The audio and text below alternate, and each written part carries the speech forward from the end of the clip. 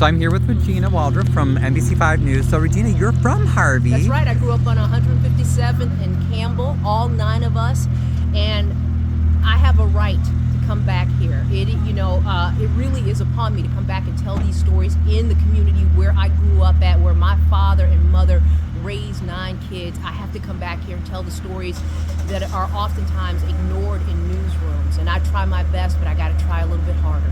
Thank you. Thank you for coming out. And you've covered a lot. Can you tell us a little bit about some of the other governmental stories you've covered in the area? Hey, Ryan, I'm a general assignment reporter. I'm all over the place. A lot of focus has been on Dalton, but there's so many other communities just like Dalton, and I've got to get to those communities too. We got Calumet City, we got Riverdale, we got Fort Heights, all of those communities.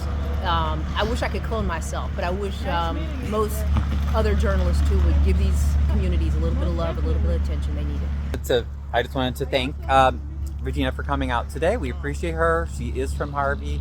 Now, where do you fall in the lineup? Are you the youngest? Of course, when my parents got to me, they could stop. Oh, so she's the baby. Right, and I She's told the you, baby your of 9. grandfather is the reason that we could eat sometimes. He would cash my checks. great uncle, Wasso. Your Yes, great yes, uncle yes. at Wassaw's.